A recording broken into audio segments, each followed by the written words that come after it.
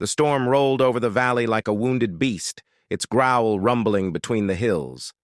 Ethan Hale stood on his farmhouse porch, the brim of his hat dripping with rain. The sky was bruised and black, and his wheat fields bowed under the wind's fury. He had seen 100 storms before, but something about this one made him uneasy. Then, through the gray curtain of rain, came the faint sputter of a car engine. It coughed, whined, and fell silent. A single beam of headlights flickered out near the dirt road that cut through his land. Ethan cursed under his breath. Nobody had business on this road tonight. He pulled his coat tight and trudged through the mud. The rain clawed at him, and the wind bit through the fabric. But he pushed on until he reached the silver car, half slid into the ditch. The door opened, and a woman stumbled out, soaked to the bone, shaking, her hair clinging to her face. "Are you hurt?" Ethan shouted over the storm. I don't think so," she stammered. "My car just died." "Can't stay here," he said gruffly. "You'll freeze."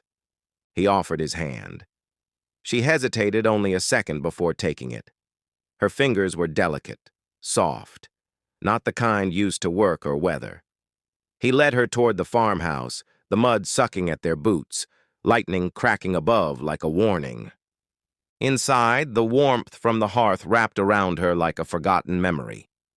Ethan tossed his coat aside and lit another lamp. The woman stood awkwardly by the fire, her soaked dress dripping onto his old rug. "Name's Ethan Hale," he said, voice low. "This is my place." "Clara," she whispered. "Clara Moreau." Ethan looked at her then, really looked. Her face was pale, eyes glassy from cold and fear. But beneath the ruin of the storm, there was something fine about her, the grace of someone raised far from here. Expensive rings, delicate shoes ruined by mud, a silk blouse torn at the sleeve. "Where are you headed, Miss Moreau?" She hesitated. "I'm not sure anymore." He arched an eyebrow but didn't press. "You'll stay here till morning. Storm's too rough for the roads." She nodded, still trembling. Ethan fetched a blanket and handed it to her before pouring 2 mugs of coffee. The farmhouse was small, 2 bedrooms, worn wood, the faint scent of hay and cedar, but it was clean and warm and achingly quiet. Ethan didn't talk much. He never had, not since Mariah died 3 years ago. The cancer took her slow, and the silence she left behind grew roots in every corner of his house. He'd learned to live with it, feed the cows, mend the fences, tend the fields. But sometimes at night, when the wind whistled through the cracks, it felt like she was still there, watching. Clara noticed the framed photo on the mantel, a woman with kind eyes holding a little boy. The boy's smile was crooked, tooth missing, but his joy filled the picture. "Your wife?" she asked softly. Ethan's hands stilled around the coffee mug. "Was. And your son?" His jaw tightened. "Benjamin. He's gone too. Accident." The silence that followed was heavy as rain-soaked soil. Clara looked away, guilt pricking her for asking. "I'm sorry," she murmured. Ethan only nodded, eyes fixed on the fire. "Storm'll pass by morning." But when morning came, the road was washed out. Clara stayed another day, then 2, then a week. She tried calling for help, but the signal out here was weak. Ethan offered to take her into town once the mud dried, but she hesitated every time. Something about leaving didn't feel right anymore. At first, she helped where she could, drying dishes, sweeping the porch, feeding the chickens. She'd never done such things before. Her father had owned half the oil rigs between Dallas and Houston. But work felt grounding, real. The ache in her chest, the one she'd carried since her mother's death and her engagement falling apart, began to ease under the slow rhythm of the farm. Ethan watched her quietly. He told himself it was only curiosity. How someone so fine could find comfort in such plain living. But sometimes he'd catch her laughing as she tried to milk the cow, or humming softly while hanging laundry in the sun, and something inside him would stir. Something he'd buried deep alongside the grief. By mid-April, wildflowers had crept across the edges of the fields. Clara had taken to tending the old vegetable patch behind the house, coaxing life out of the stubborn soil. Ethan came by one morning, wiping sweat from his brow. "You're planting carrots wrong," he said. She frowned playfully. "And you're too proud to admit they'll still grow." He grunted, but his lips curved faintly. "City girl thinks she can outsmart the dirt." "I'm not a city girl anymore," she said, almost wistful. He didn't reply. But as the days stretched longer and the fields turned gold again, her words took root somewhere in him. They fell into a rhythm. Breakfast at dawn, work till noon, stories by the fire at night. Clara would ask about the crops, the animals, the stars. Ethan would answer in his slow, steady way, though sometimes she'd catch him watching her with a look that made her heart twist. One morning, a car rattled up the dirt road. A man in a suit stepped out, his shoes sinking in the dust.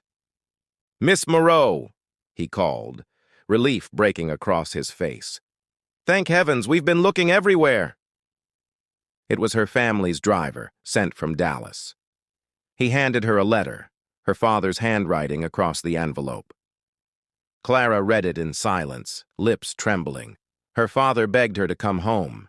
The company was in chaos. The press wouldn't stop asking questions about her disappearance. "You've had your time," the letter said. "It's time to return to who you are." That night, she packed her things. Ethan found her by the porch, suitcase by her feet, moonlight pooling around her like water. He said nothing for a long time. "So," he murmured finally, "you're going back?" "I thought I would," she said. "But now I don't know." He crossed his arms. "You belong in that world, Clara. Fancy clothes, big house, not here with dirt and ghosts." She looked up at him, eyes shining. "Ethan, I don't belong anywhere anymore. Not since my mother died, not since everything I thought mattered turned to ash. But here," she pressed a hand to her heart, "here I feel something again, like the world's still worth waking up to." His breath hitched. He wanted to say stay, but the words felt too dangerous, too alive. Instead, he turned away. "You should go before you forget who you are." Clara left the next morning. The valley seemed emptier for it. Ethan threw himself into work, fixing fences, mending tractors, anything to drown the hollow ache her absence left behind. Weeks passed. The wheat ripened under the Texas sun. The house was quiet again, too quiet. One evening, as he sat on the porch, he caught himself staring at the horizon, half expecting to see her silhouette coming up the road. He didn't, until he did. A small truck kicked up dust on the path. When it stopped, Clara stepped out, hat shading her eyes, suitcase in hand. Ethan froze. "Thought you'd gone home." "I did," she said, smiling softly. "But it didn't feel like home anymore." He swallowed hard. "Your father know you're here?" "He'll live," she said. "I'm done living for him." That summer, they worked side by side, two souls who'd lost their way and somehow found each other among rows of wheat and the scent of rain-soaked soil. The townsfolk whispered about the heiress who'd traded silk for denim, pearls for dirt under her nails. Clara didn't care. For the first time, her laughter wasn't something borrowed. Sometimes, when the evening light painted the valley gold, Ethan would catch her humming as she fed the horses, and the sound would make his chest ache in the best way. One night, sitting by the fire, Clara looked at the old photo on the mantel again. "Do you ever think they'd be happy for you?" she asked softly. Ethan's gaze lingered on Mariah's smile. "I think she'd tell me to stop being a fool." Clara reached across the table, her fingers brushing his. hesitant, trembling. Then maybe you should listen to her. The silence that followed was different this time. Not empty, but full of something new. Something fragile and real. He took her hand. Years later, when travelers passed through the quiet valley, they'd see a small farmhouse nestled among golden fields. Sometimes they'd spot the farmer and his wife tending the garden together, laughing softly, moving in unspoken rhythm. Few knew that she'd once been an heiress, or that he'd once been broken by loss. All they saw was two people who had found home in each other. Ethan still talked to Mariah sometimes, especially when the stars were bright. He'd tell her about the harvest, about the woman who'd wandered into his life with rain in her hair and turned the silence into song again. And he always ended the same way, voice low with gratitude. "Thank you for sending her here."